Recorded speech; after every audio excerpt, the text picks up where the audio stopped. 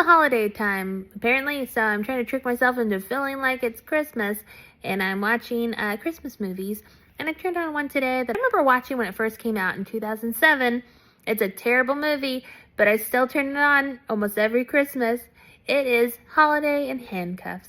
This movie is terrible, and I'm going to take you on a journey. Okay, the movie follows Melissa Joan Hart. Trudy, she's like a 26-year-old living by herself, unmarried, and of course, you know, her parents are very upset with her. She kidnaps good old Dimps here, Mario Lopez, and chaos ensues. This plot is completely ridiculous, because, like, how could this woman kidnap this man? It doesn't make much sense. There's so many opportunities where he could have just, like, knocked her out and escaped, but he didn't. And look at her. Look at that hair. The movie starts out 18 hours earlier. She's technically unemployed, but she lives in this very spacious, like, loft apartment. And, like, she decides to change her hair the morning of a job interview for some reason. So her mom calls, overbearing mother, who doesn't even have a name in this movie. It's just mom and dad for some reason. She, of course, covers up the timer with a towel. And so, of course, she's going to leave in this solution in her hair too long, and, you know, it's going to look terrible. And, like, I feel like every man in this movie hates this woman for no discernible reason. Like, right here, she, like, lets this guy go through the street, crashes into this guy, and then blames it on, you know, blames it on her. Come on, the aggression. She makes it to the interview, and of course she's told she's too late. And she pulls this number.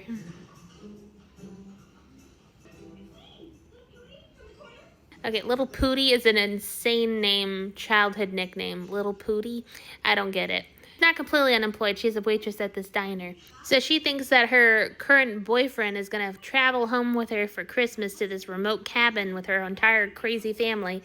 And of course the douchey boyfriend shows up and basically tells her, hey honey, I only agreed to go home with you for Christmas because I wanted to sleep with you, and now that I've done that, I'm good. And then he pieces out and breaks up with her. Melissa Joan Hart's character is now having a bit of a mental breakdown, realizing that she's going to have to show up to her parents' house alone without a boyfriend. Poor Dimps over there just showed up at the wrong time. He also orders a burger and fries before his date shows up. I think I'd be really upset if I showed up to a date and, like, the guy already finished his meal. I don't know. Maybe that's just me. So she threatens him with a gun to go with her to her parents' house for Christmas. So he falls on his ass and he knocks himself unconscious, which I think is the only way she could possibly get him into this car. There's no way. The only thing holding him to this car is, like, a pair of pantyhose. So she accidentally almost shoots him in the balls because a skunk crosses the street. So she's telling them the plan. He's going to show up to her parents' house and say that he is her boyfriend, Nick, who just dumped her. And he, of course, is like, well, that's crazy. That's not going to work. She realizes that she's about to run out of gas, so she stops at a gas station. There's no way those pantyhose are keeping him in place. I don't know. She talks to this, like, super pervy gas station owner. Sees that she has this man tied up in her car, and then he just gives her a pair of, like, fuzzy handcuffs as a gift. How nice. She goes inside and tells her parents when they arrive, hey, just FYI, my boyfriend's weird and likes to pretend like he's kidnapped. It's like a thing we do. No worries. The trust between the parents and this daughter, even though they don't seem to like her very much, is astounding, because she does look like the type that would actually kidnap a man. Poor Dimps, he's like, wait, I've been kidnapped. And then Mom and George Bush impersonator are like, oh, no worries. And there's just moments like this. What is that?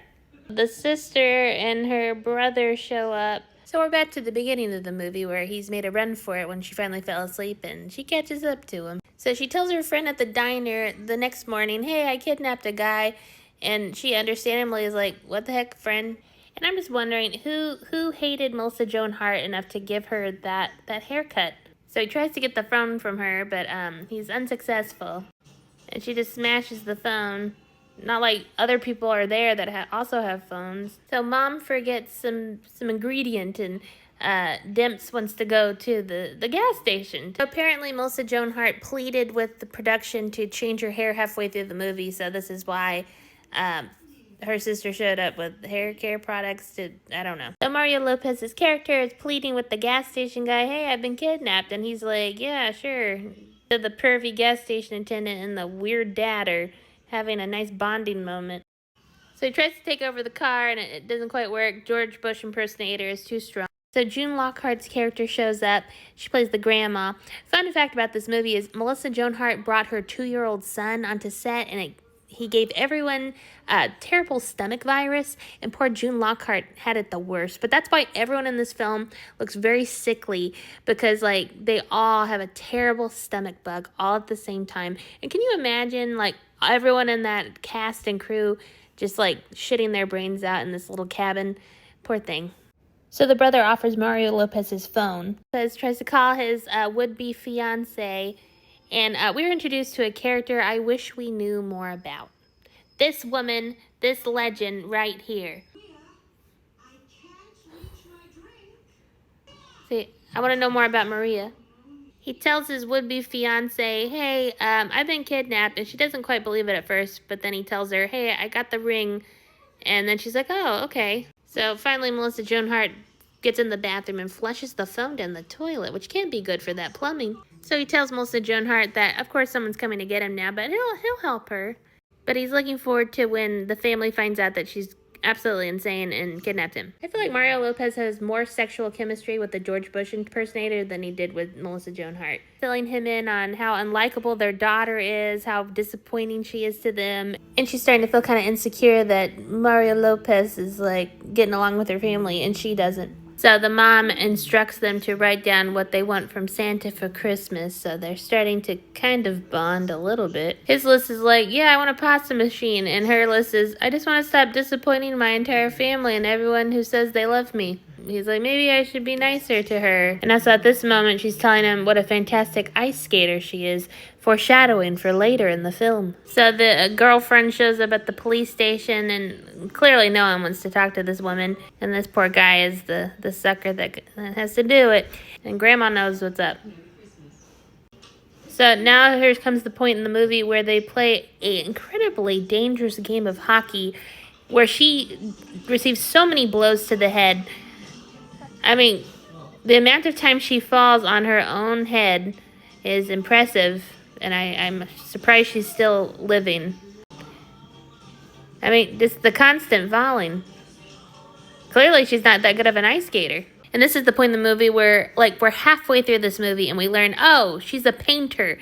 That's what she enjoys to do. And, like, he continues to smack her in the face. I mean, how many blows to the head does she need? And this is supposed to be, like, romantic, like they're starting to like each other. I don't know. And, of course, a mistletoe appears out of, like, nowhere. And, like, the sexual chemistry is just not there. I'm sorry. It's just not. But it's probably because everyone in this movie had food poisoning or a stomach bug or something. Everyone was vomiting the entire time and probably having liquid diarrhea. So, obviously, there's no sexual tension in this film. So the mom is just folding the biggest pair of underpants I've ever seen. She just starts talking about how she's only slept with one person, and she's sad about that. So Mario Lopez finds Trudy's art book, which is truly some of the most disturbing pieces of art I've ever seen. And then we get this like weird present opening montage. So, you know, dear old dad got some more underpants for Christmas, probably extra large. The parents start humiliating her in front of her boyfriend. Gave her like a briefcase, and of course they're like, well, you can't use it now because you bombed that interview and you said, hi, it's me, little Pootie, down the street. Mario Lopez is feeling bad for her. And he compliments her artwork, which I think like Stockholm Syndrome is kind of setting in now. And to make her feel better, he proposes to her. Melissa Joan Hart then has a nice conversation with her brother, who she has way more sexual chemistry with, I think. But he comes out to her, and she learns that he doesn't really want to tell the parents because they're so uptight. And then Grandma tries to make a break for it. She starts going, but yep, there you go. And then what's required in every single Christmas movie, a weird shirtless scene with the male counterpart.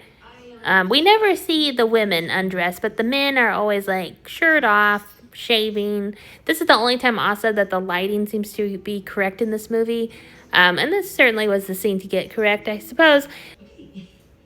Very awkward. So he tells her that he has a surprise for her, and I have no idea how he was able to accomplish this because she doesn't really seem to let him out of her sight at all, and this seems to take a lot of time. She's going to show off her amazing ice skating skills. Yeah, there's no way he would have had time to put all these lights on these trees. There she goes. This is definitely Melissa Joan Hart doing this. There's no way that could be another person on the ice. Like, for real.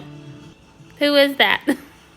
Then we have the most uncomfortable family dinner ever where the daughter says that she's not going to law school anymore. The son comes out, his mom's like, yeah, totally knew that already. He drops this little nugget of information, how they only have birthday sex once a year, her and her husband, and she has to picture Clint Eastwood to get through it. And at this moment in time, this is 2007, and I feel like Clint Eastwood is pretty old comparatively for that time frame. So, like, why is she picturing an old man to get through sex with this guy?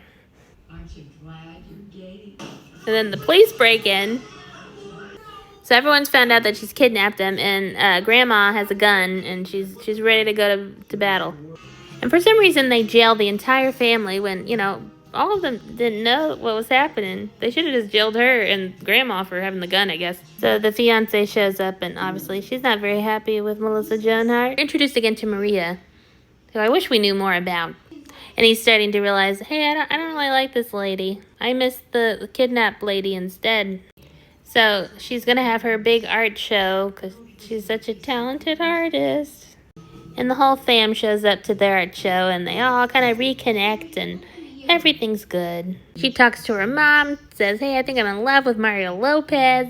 And then Mario Lopez kidnaps her and brings her to this room with all the lights. We find out that he's the one that purchased the painting that she sold. How nice. Tells her that he wants her and he loves her and he broke up with the fiance for her. That's the painting he bought from her. Yeah, I feel like the name of this movie should have been different, like Stockholm Syndrome hung by the chimney with care, or something like that. I don't know. It doesn't make any sense that he's in love with her. Not enough stuff has happened, unless you count like the nice game of hockey where she fell on her head like 6 times. But here they are. They lived happily ever after. Thanks for watching Holiday in Handcuffs with me.